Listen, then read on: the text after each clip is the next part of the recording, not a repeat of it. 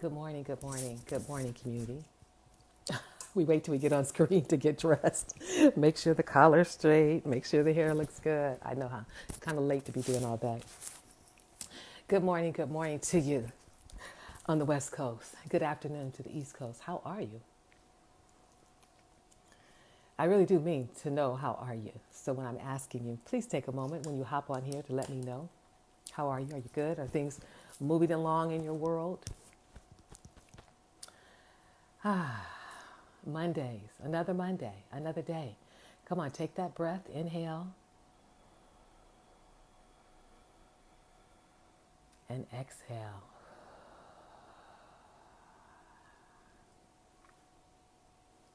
So, how are you? How was your weekend? Um, I had a good weekend.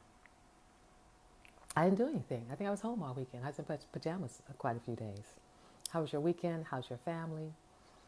How's your work if you're returning to work? Or how's your home if you're still at home? And how's your mindset? How's your thinking in this process of transformation and evolution that's happening on the planet? How is all of that sitting? I'm trying to figure out what that is. How is all that sitting inside of you as we go through another day today? I just wanted to hop on right quick though and remind you about resisting. You've heard it said that what you resist persists because the more you push against it, it's almost like you become the magnet to receive more of it. So the more you resist the shifts and changes that are happening on the planet, the more that you resist what's maybe happening in your home or with your family, the more you resist changes that you may have to make because of your health or different things, the more you resist the different mandates that are coming around the country, because each one is different sometimes from state to state. All that resisting does is keep you connected and in the struggle. So I was actually reading one of my books, and it's one of the chapters was entitled "Resist No More," and it said, "Wouldn't that be a great model to live by? When we choose to operate from this base consciousness, we become an open vessel for constant growth, for movement, and spiritual, emotional, and psychological evolution. When we refuse to resist, when we just give up, it's like, okay, fine. I accept this. I accept this the way it is, as opposed to pushing and pulling, constantly pushing and pulling against what is. Resist no more is an effortless way of choosing to stop struggling, stop fighting, stop running from the people or situations in our lives that we know we need to face. And a lot of times, what we need to face more than anything else is ourselves, is the conversations we're having in our head, how we then hear those conversations, and how we either do or do not take actions based on those conversations. It's accepting and not fighting the fact that you owe an apology to someone because you were out of line. It's accepting that you really do know why you keep ending up in the same financial situations over and over, yet you choose not to change it. It's accepting that which is out of your control, which a lot of what seems to be happening in the world seems out of our control. It's accepting that a particular way of doing something or saying something just isn't working anymore. No matter how you try to shape it or fix it, it just isn't working. And what we have to realize is what we resist impedes our growth. That's why people say what you resist persists. Because the more you resist against it, the more you say, no, I don't want to do it. I don't want it to happen. It's not fair. It's not okay. All you're really doing is adding more energy toward staying stuck in that same position. Resisting is a quick way to stall a situation. I mean, take a moment and look at the last time you resisted something and what happened. Maybe it was resisting a conversation with a family member. Maybe it was resisting the fact that a relationship wasn't working anymore. Resisting the fact that you need to say something and you keep putting it off because you don't want the other person's response. What happens? Didn't everything just seem to stop as it was related to that specific situation? So, where in your life now are you resisting what seems to be happening? Whether it's with the presidency, whether it's with the pandemic, whether it's with the health crisis, the financial crisis, where are you resisting? Where are you resisting and what are you resisting? Change is going to come. We know that. It's automatic, it's constant, it's part of what's going to happen in life. And many times we resist change too. We don't want things to change. We want things to stay the same. We don't want our loved ones to leave. We don't want our young ones to grow up. We want everything just to stay nice and neat because then we think we can manage it, or maybe we think we also can control it. So one of the three things that I want you to be able to do right now is, first of all, accept what you can do in whatever situation it is. When you look at the 4 areas of your life, when it comes to your faith and your finance, when it comes to your health and your heart, what can you accept? Accept what you can do. What can you do? What can you do differently? What can you do that's going to bring you at least more joy? What can you do that's going to bring you more fulfillment? What can you do? And then be mindful that of what you can do, that's all you can do. There's no need to try and do a whole lot more when you know you can't. Just accept what you can do. And if right now you find that you're struggling to be empathetic in certain situations, you're struggling to maintain your balance in certain situations, you're struggling to navigate the energy on the planet and what's happening with the changes and everything that's bombarding you with the news, then you get to accept what you can do. And then you get to say, no, I can't do anymore. I don't accept anymore. I'm not bringing any more into me, into my energy that I'm accepting and dealing with and living with. No more. I'm done. And you get to call a timeout for yourself. The next thing I want you to do is look at accepting what you will do, though. What are the things that you will do going forward in those 4 areas of your life when it comes to your health, when it comes to your heart, when it comes to your faith, and when it comes to your finances? What will you do? What commitment will you make to yourself about what you will do that will make your life feel better as we go through this transformation? And then lastly, accept what you have no control over. You know, the biggest thing you have control over is the one thing we resist. The biggest thing you have control over is you. You have control over what you say. You have control over what you do. You have control over how you think. You have control over how you feel to some degree. So accept what you can control. And then be mindful of how you manage that. I was looking at something the other day regarding mental health and Black folks on the planet. And the pain of Breonna basically being murdered. What can you control? You control how you feel about certain things. You can control how you're going to heal yourself regarding certain things. You can control how much you're going to let come into you that you know impacts you and brings you down, that adds to this sense of anxiety when you move through the world. But you want to accept what you have control over. You have control over what you think about something. I always find it's interesting. I have a friend of mine, I only talk to her maybe once or twice every other week or so. And whenever I talk to her, I just can't stand this man. He is doing such and such. And I thought, why do you keep looking at him and fussing about him? Why would you even give that man your energy? He's done it for all these years. We pretty much know what he's going to do. And you have a choice. So why would you choose to expose yourself to him and he's going to make you upset and then you're mad the rest of the day? You have control over that. You have control over how much of the news you take in. You have control over how much of this is going to impact you, how it's going to impact you, and when. I don't look at the news every single day. There's not a whole lot that's going to change. And until the child can go to school that's in there in his room, that's when there'll be a big enough change for me to pay attention to. So you can control how much of this comes into you. You can control how much you take in. Hi, John. You can control how much you allow to impact you. You don't have to sit there and just take it all, and then when it's all over, you're like, oh my God, what are we going to do? Oh God, what's happening? You get to control that. You get to control how you're going to feel about it. I am sad about Breonna. I'm sad about Chadwick. I also see them all as soldiers on this journey, and their lives became the example for us, America, of the world, to look at how we treat each other.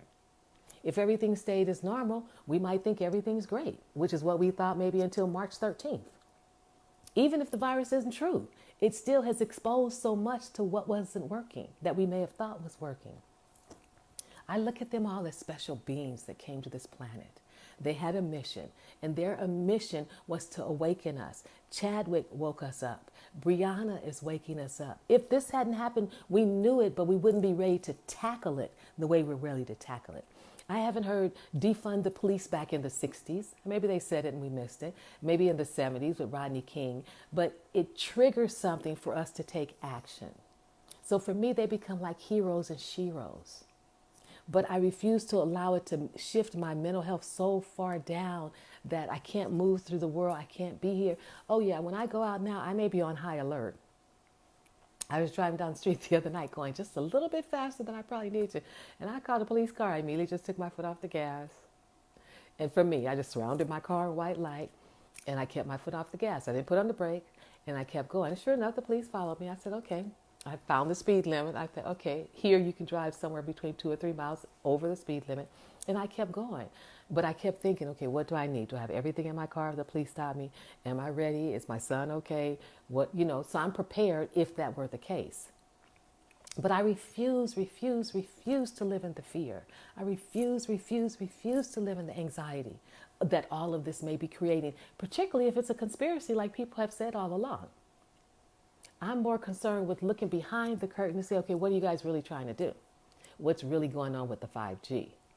What's happening with artificial intelligence on this planet? What are you really doing that the virus becomes a distraction for? So when we begin to ask more questions within ourselves, that opens our eyes to have a different perspective when we're looking out there. And the person in charge, not in charge, may have some impact on that, but I really think he's being manipulated by others as well. But you want to begin to look at what you can control, what you have control over. And that's you, that's your thoughts, that's your feelings, what you think, what you feel, and what you say. That's what's going to impact you even more so than what the TV and the news says, because you take what they say, then you internalize it and it has some impact on you. But you can control how much you're going to take in. You have more control than you think. That's part of what we're learning in here is we have some control over what we take in, how it impacts us, what we do with it, and then how we then live our lives from there.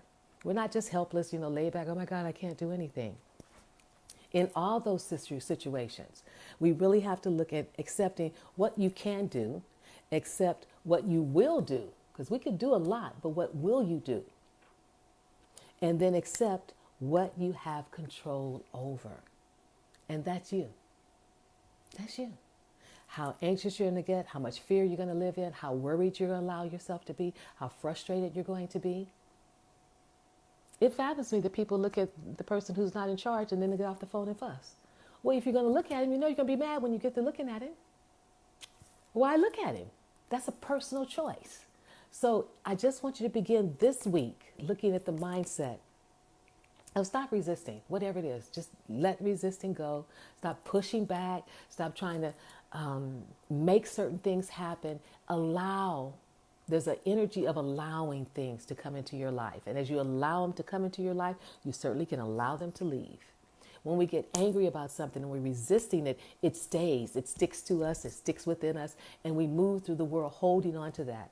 So now, as if things weren't already tough enough, now you've added more to your plate by resisting what's true, what the circumstances are, what you have to face, what choices you have to make, what things you have to say or not say, things you have to do or not do. Why are we resisting? Instead, accept I need to do this, accept this has changed, accept that the stock market is going to crash, accept that the real estate market may crash, but right now the interest rates are low, accept that maybe the president will change or maybe the president won't change. Just accept some of those things where you find yourself pushing so hard against it, because that resisting impacts you. It takes more energy to resist something than it does to accept it. It takes more energy to resist it than it does to accept. And that is accepting really about yourself, the thoughts you're thinking, the actions you are not taking, what it is that you're doing, what you're working on or not working on. If our gaze is on us, how do we become better at who we are? How do we become better for our family? And then how do we become better for the world we live in? We have control over all that. That's all in our playground. It's when we want to go out there and try and control them and go out there and try and control that. I was talking to my manicurist the other day, and she's from Vietnam. And I asked her, how did she feel being here? Or how was it for her in her country? And she said, oh, it was a communist country. She said, oh, we couldn't say anything. I say, well, all these protests we're doing? She said, oh no, we couldn't do any of that in our country. You can't even talk bad about the government. I'm like, wow, look at the freedom we have. We talk about whoever, whenever, however. We want to exercise our rights no matter what. So for her being here, she's like, well, I don't know if there's a virus or I think it's not true, but I'm going to live under the rules that we've been given. But for them, it helped me see how come everybody wants to come to America. She said, this is a place where you can come, we can do our business, we can just be quiet, nobody's going to bother us. I'm like, oh, so that's the way you guys feel about being here. And then to think to be in a country where you couldn't say anything, where, you have everything's nice because it's communist. You don't speak up against the government. You don't speak up against the leaders. You don't do any of that. And a protest we had, there is no way. She's like, there's no way there have been protests like that in Vietnam. There's just no way that would happen. But they're communist countries. So part of what we get to accept is that we live in a country that has freedom of speech. And because of that, we've got so many speeches going. I don't like this, I don't like that. White people, black people, all that.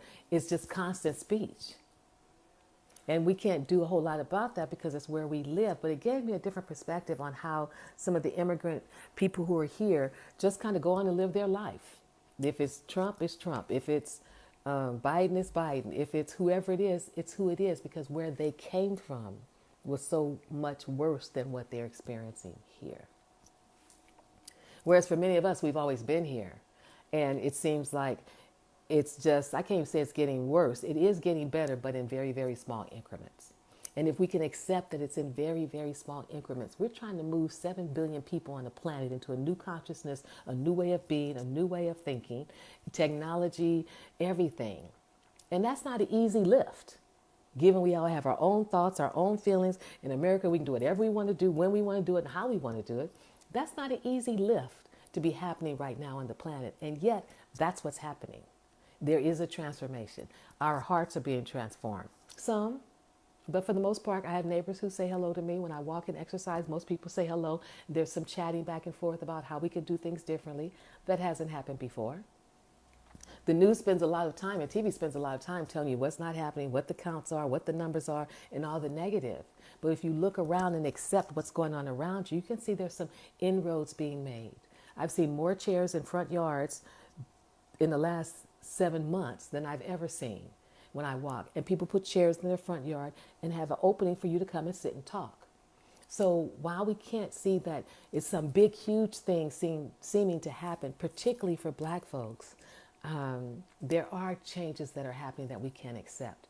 And then there's a larger question that I have to ask, and I'm sure you have asked too.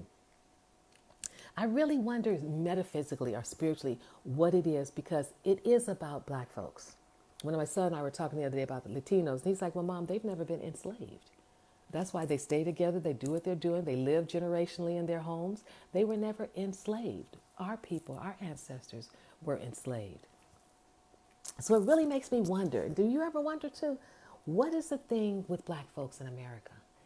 They could have paid reparations, they could have done everything long time ago to quiet this and go on their way. But for some reason, this continues to be the issue. And I really think it's so interwoven with America.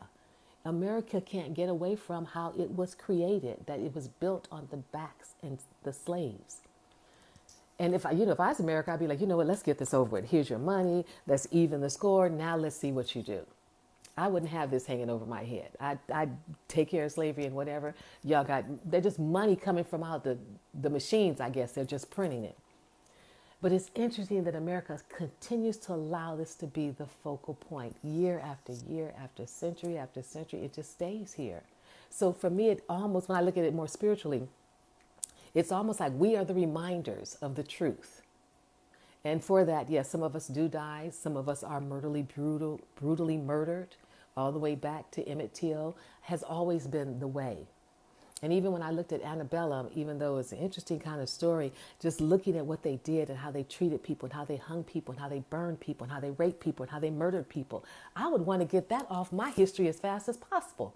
But America seems to like, well, we have to justify it. So it's interesting to me that it continues to be the biggest piece, the biggest sore that America continues to have and almost nurtures almost nurtures, versus any other culture on this planet. And for me, that's part of a transformation, because there has to be something about being black in America, what it is on some deeper level, that it continues to come up. Now, this is the longest for me that it's been come up. The Watts riots didn't last 9 months. The Rodney King certainly didn't last 9 months. And I think we're on 9 months, right? March, April, May, June, July, August, September. Well, 7 months. And now with Breonna, we're going into 8 months. So there's something about it. I keep sitting in the meditation to get some sense of what is it about black folks that continues to bring, because if we don't bring it to the surface every 5 or 6 years, it doesn't come up when you think about it. So anyway, what I want to say to you today, though, just let go of the resistance. Takes too much work. Takes too much time and energy from you. Take a piece of paper and write down whatever it is that you're resisting. But more importantly, I want you to do one. Accept what you can do. What can you do for yourself, for your family? Whether resources are available, who do you need to call, who do you need to talk to, how do you need to calm down, do you need to pray more or meditate more? Bottom line, accept what you can do. The next thing is accept what you will do, because just because you can do it doesn't mean that you will. I can take my bike to put air in the tire, but I still haven't done it yet. But in the next week, I will do that. And then lastly, accept what you have control over. You have control over you. You have control over your thoughts. You have control over your actions. You have control over your money and your finances. I couldn't believe I took a friend by the outlet a couple of weekends ago, and the outlets are full of people shopping. I'm like, why would you shop now? We don't know what's around the corner. Why wouldn't you keep your money and hold on to your money? The kids aren't going to school. They don't need school clothes. Nike had lines all around the block. Adidas lines all around the block. You need tennis shoes in the midst of a crisis? Gucci lines down the street. I couldn't believe. I thought everybody was staying home, or at least most of the people were staying home. So you do have control over what you can do, what you will do. I'm not understanding why you're not saving money like crazy. What do you need at any outlet? And then accept what you have control over. You have control over how you spend your money, when you spend your money, and where you spend your money. You have control over the thoughts that you think about the circumstances you're in, and the thoughts that you think about how you're going to live your life going forward. What can you do? You can write down on a piece of paper those things that you're going to be focusing on so that you take better control over them. Maybe your finances, maybe your time, your gas, all of that. And then focus on what you can control. There's so much. We can't control all this stuff with the voting. There's so much. Every 5 or 6 seconds, it seems like somebody sending me a message about making a donation. We can't control all that. You know, if it's been up to us, Chad would still be here. You know, and Ruth Gainsbourg, we have no control over that. What we do have control over, though, is what we think about certain things, how we feel about those certain things, and then the actions we either do or do not take in relationship to those things for ourselves, for our families. So resisting takes a whole lot of energy versus, I hear surrendering, but accepting is what I'm wanting you to step into. Accepting what you can do, accepting what you will do, and accept what you have control over. And that you don't have control over, you know, you're not responsible to get the sun up every day. You're not responsible for the seeds pushing up the flowers. You don't have to do that. That's a heavy task right now. You don't have to put the stars up in the sky. You don't have to do any of that. What you get to do is pretty much navigate you for yourself and then for your family. And accept that. Release any resistance to anything. And in the meantime, shift from resisting to accepting. Accepting I have control over this. Accepting I can protect my home. Accepting that I can vote and I'll figure out how I'm going to do that. Accept that I get to take care of my children and spend time with them. Because before you know it, the kids will be back at school. Accept that I do have a job. Accept that you're getting paid, maybe from your jobs on a regular basis. Accept that you make a choice on a regular basis of what you will or will not do with your money and how you're going to spend it. If you really do need to be out the outlets shopping. Accept already what you're going to do for Halloween. There's a lot already for you to accept that you have control over. And if you accept that, then that makes you feel more empowered, particularly in the areas where you feel like you don't have control. So that was my thought for this Monday morning, was resist no more. Excuse me. Sorry. If you need to apologize to somebody, apologize. If you need to say I love you to someone, say I love you. If you need to give someone a compliment, if you need to acknowledge something good, do those things that you know that you need to do. Stop holding on to all that yumminess you might have for someone else and share it. Step into that. If you have your job and you get to go to work now, you can be in gratitude about that. Accept that you can always be in gratitude, and gratitude just brings more. But the resisting, I'd love to know what you're resisting. Change is happening. We get to accept it and then move on from there. Accept what you can do, accept what you will do, and accept what you have control over. And right now, we have control over our individual selves, our individual thoughts, our individual feelings, and our individual actions. So take good care. Have a great day. I'll see you on Wednesday. Now, before I go, I always forget this part. You can find me at www.JenenneMacklin.com. I have an audio on there for you entitled Healing Your Relationship with Money that gives you some basic concepts and things to think about when it comes to your money. Okay? And then on that list, you'll get more and more about upcoming events and things that we'll be doing. Until then, though, take good care. Bye for now.